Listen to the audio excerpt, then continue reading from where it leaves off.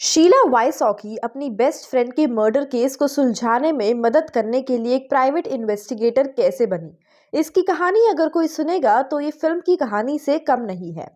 1984 में college student Angela सुमाटा की उसके अपार्टमेंट में बेरहमी से हत्या कर दी गई थी। एंजेला की बेस्ट फ्रेंड शीला थी और दोनों एक दूसरे से इतनी अलग थीं कि उनकी डिफरेंट पर्सनालिटीज देखकर कोई कह नहीं सकता कि वो दोनों बेस्ट फ्रेंड्स हैं। दोनों कॉलेज के फ्रेशमैन ईयर में साथ रहती थी और तब शीला को पता चला कि एंजेला एक मॉर्निंग पर्सन थी और उसके ऑपोजिट शीला की फेवरेट हॉबी थी सोना, वो भी सुबह सुबह। शीला एंजेला को एंजी कहकर बुलाती थी और एंजी चुलबुली और सबसे खुशमिजाज लड़की थी। ब्यूटीफुल, काइंड और स्मार्टनेस का फुल पैकेज थी एंजेला सोमाटा। एंजेला के बहुत सारे दोस्त थे और वो कंप्यूटर साइंस की पढ़ाई कर रही थी। ये 1984 की बात है और शीला को याद है कि उसने एक दिन उससे कहा था, तुम कंप्यूटर साइंस डिपार्टमेंट में हमेशा ये ओवरनाइटर्स क्यों करती रहती हो। और एंजेला बस अपनी चीकी स्माइल देकर शीला के जजमेंटल लुक को इग्नोर कर देती थी। अब इसके बारे में याद करके शीला हंसती है, क्योंकि वो जानती है कि एंजेला को ठीक ठीक पता था कि वो क्या कर रही थी, लेकिन वो ये देखने के लिए जिंदा नहीं रह पाई कि उसकी स्किल्स उसे कितनी आगे ले जाने वाली थी। शीला नॉर्थ टेक्सास में अपने परिवार के साथ घर पर थी जब उसे एंजेला की बहन का फोन आया, जो कॉल पर बस रोए जा रही थी। Sheela worst to worst expect कर रही थी, शायद एंजी की कार का एक्सीडेंट हो गया होगा। शीला एंजी की रोती हुई बहन से पूछती गई और अजम्पशन बनाती रही, लेकिन हर बात को वो रोते हुए मना कर देती थी। लास्ट में फ्रस्ट्रेट होकर शीला ने फ्रस्ट्रेट होकर जोर से पूछा, एंजी किस हॉस्पिटल में है, कहाँ है। लेकिन दूसरी तरफ से कोई जवाब नहीं आया। अचानक रोने की आवाज भी बंद हो गई थी। शीला जो कभी सोचना भी नहीं चाहती थी, वो बात उसके मुंह से निकली, इज शी डेड। और एंजेला की बहन के रोने की आवाज फिर से शुरू हो गई। शीला के लिए सिचुएशन को समझने के लिए इतना काफी था। वो समझ गई थी उसकी बेस्ट फ्रेंड अब इस दुनिया में नहीं रही। 12 अक्टूबर की एक कोविड नाइट थी और एंजेला अपने दो दोस्तों के साथ क्लब जाने का फैसला कर रही थी।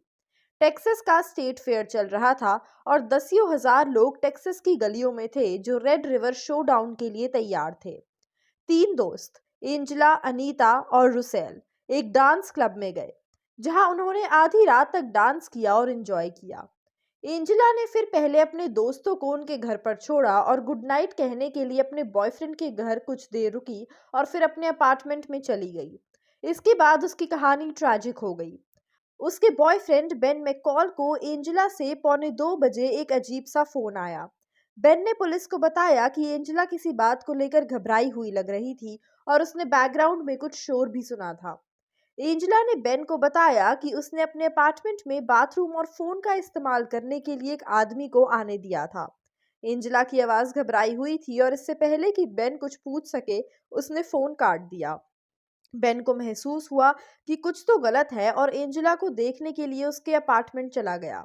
अपार्टमेंट का दरवाजा बंद था और बेल बजाने पर हर बार की तरह एक चुलबुली लड़की उसके वेलकम के लिए नहीं आ रही थी। जैसे जैसे वक्त बीत रहा था, बेन के दिल की धड़कनें घबराहट से बढ़ती जा रही थी। बेन ने पुलिस को फोन किया, जिसने फिर एंजेला के अपार्टमेंट का दरवाजा तोड़ा। अंदर एंजेला अपने बिस्तर पर लेटी हुई थी, खून से लथपथ।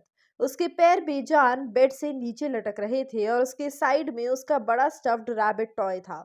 इन्वेस्टिगेशन के बाद पता चला कि एंजेला का रेप किया गया था और फिर 18 बार उसके सीने में छुरा घोंपा गया था। एंजेला के शरीर से ब्लड कलेक्ट किया गया और जिसे एक्सपर्ट्स ने किलर का ब्लड टाइप भी जान लिया, लेकिन डीएनए मैचिंग की टेक्नोलॉजी 1984 में अवेलेबल नहीं थी। महज 22 साल की उम्र में शीला ये जानने को भी बेताब थी कि उसकी दोस्त के साथ ऐसा किसने किया था।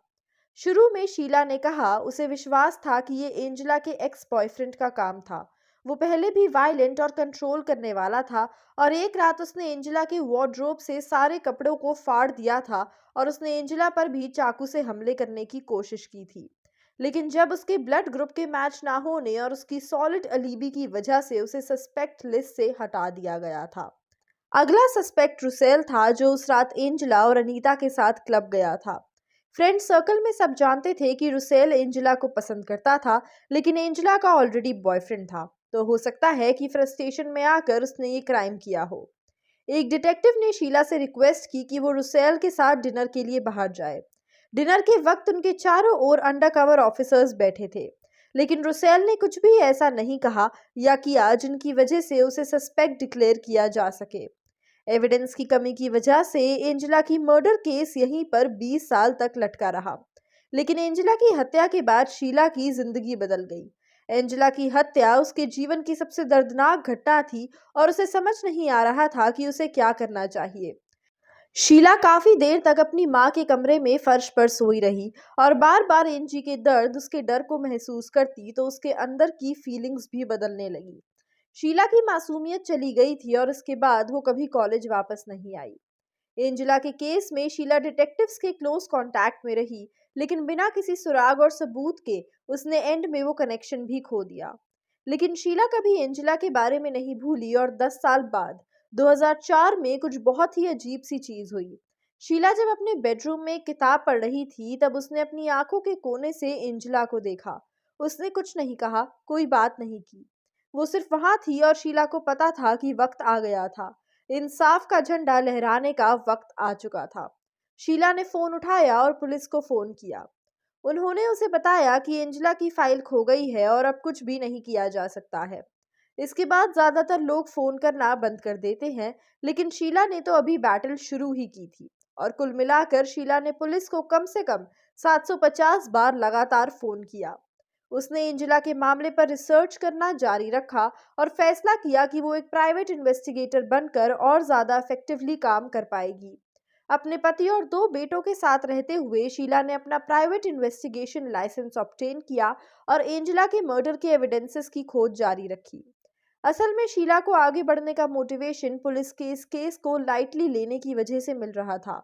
पुलिस ने उसे ये कहते हुए डिसमिस कर दिया था कि कुछ केसेस सॉल्व करने के लिए बने ही नहीं होते। लेकिन शीला ने ठान ली थी कि वो असली किलर को ढूंढ कर रहेगी। पुलिस ने एक डिटेक्ट कि वो असली किलर को ढूंढ कर ही रहेगी। पुलिस ने एक डिटेक्टिव को इस केस को फिर से खोलने और उनके लिए अवेलेबल न्यू टेक्नोलॉजी के साथ डीएनए टेस्ट करने का काम दिया और फिर एक दिन शीला का फोन आया। उन्होंने असली किलर को ढूंढ लिया था और उसका नाम रुसेल नहीं था। वास्तव में ये एक ऐसा नाम था जिसे शीला ने पहले कभी नहीं सुना था, डोनाल्ड बेस। शीला ने ट्रेल में पार्टिसिपेट किया और एक सफेद बालों वाले 6 फुट 4 इंच और 350 पाउंड के आदमी को अदालत में कमरे में आते देखा गया। उसे देखकर शीला के दिमाग में बस एक बात घूम रही थी कि वो आखिरी इंसान था जिसे एंजी ने बनने से पहले देखा था और उस पल में जितना ईविल वो महसूस कर रही थी वो उसने पहले कभी नहीं महसूस किया। डोनाल्ड पर एंजेला की हत्या का दोष पाया गया और मौत की सजा सुनाई गई। जहां तक शीला की बात है, एंजेला की मर्डर मिस्ट्री सुलझाने के बाद उसने अपने प्राइवेट इन्वेस्टिगेटर लाइसेंस को रिटायर करने की सोची, लेकिन एंजेला के बंद पड़े केस को सुलझाने के बाद कई मदद मांगने वाले लोगों के लेटर्स उसके पास आने लगे और अब शीला एक प्राइवेट इन्वेस्टिगेटर बन गई, जो पिछले बंद बड़े केसों को सुलझाने में लोगों की मदद करती थी। शीला की जर्नी से इंस्पायर्ड रोल हमें बागी 4 में भी देखने को मिल सकता है। कहानी पसंद आए तो लाइक, शेयर और कमेंट जरूर करें।